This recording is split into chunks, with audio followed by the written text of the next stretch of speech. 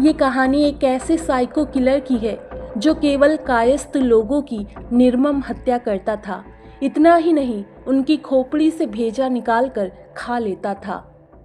आखिर उसके ऐसा करने की वजह क्या थी? आइए जानते हैं पूरी कहानी को। साल 2000 में पुलिस पत्रकार धीरेन्द्र सिंह के लापता होने की जांच कर रही थी। काफ़ी मशक्क़त के बाद जांच के दौरान एक ऐसे शख्स का नाम सामने आया जिसका नाम राजा कुलंदर था। वो प्रयागराज के शंकरगढ़ स्थित हिनौता गांव का रहने वाला था। पुलिस ने उसको हिरासत में लेकर पूछताछ की। पूछताछ में उसने जो कहानी सुनाई वो काफ़ी डरावनी थी। उसने बताया कि वो 14 दिसंबर 2000 को ही पत्रकार धीरेन्द्र सिंह की हत्या कर चुका था। दरअसल धीरेन्द्र सिंह के भाई ने राजा कुलंदर को नामजद करते हुए FIR दर्ज करवाई थी।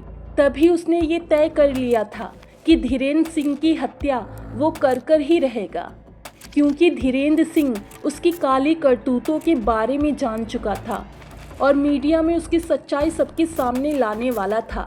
इसीलिए उसने धीरेन्द्र सिंह की हत्या कर दी थी।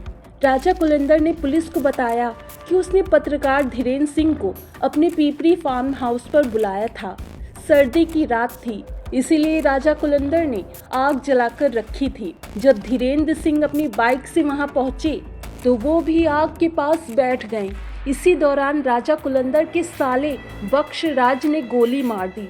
मौके पर ही धीरेन्द्र सिंह ने दम तोड़ दिया। राजा कुलंदर और उसका साला बख्शराज दोनों ही धीरेन्द्र के शव को टाटा सुमो से लेकर मध्य प्रदेश की सीमा पर पहुंचे। दोनों ने पहले तो धीरेन्द्र का सिर और लिंग काट दिया।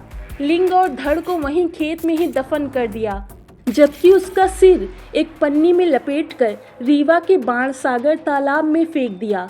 धीरेन्द्र सिंह मर्डर केस में जांच के दौरान पुलिस को राजा कुलंदर के घर से तलाशी से एक डायरी मिली। इस डायरी ने 14 हत्याओं का राज खोल दिया। पुलिस ने जब राजा कुलंदर की डायरी के पन्ने पलटने शुरू किए तो सन्न रह गए। पुलिस ने डायरी के आधार पर उससे पूछताछ की तो पूरी कहानी सामने आ गई। उसके फार्म हाउस से अशोक कुमार, संतोष और काली प्रसाद के नरमुंड बरामद हुए। इसकी हत्या का जिक्र उसी डायरी में था। पूछताछ में पता चला कि राजा कुलंदर ने कुल 14 लोगों का कत्ल किया था। वो जरा सी बातों पर लोगों का खून कर देता था।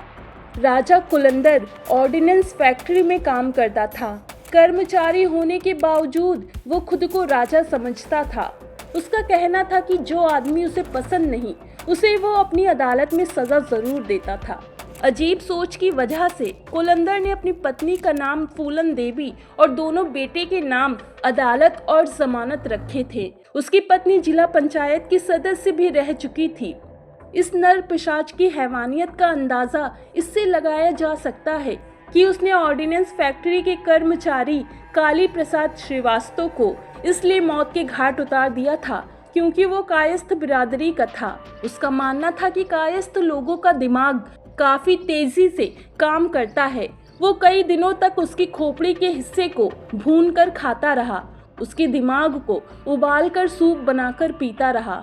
इलाहाबाद कोर्ट ने 1 दिसंबर 2012 को राम निरंजन उर्फ राजा कुलंदर को उम्र कैद की सजा सुनाई।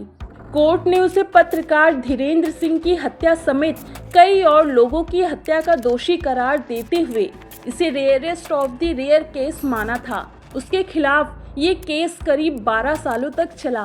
वर्तमान में राजा कुलंदर उन्नाव जेल में बंद है।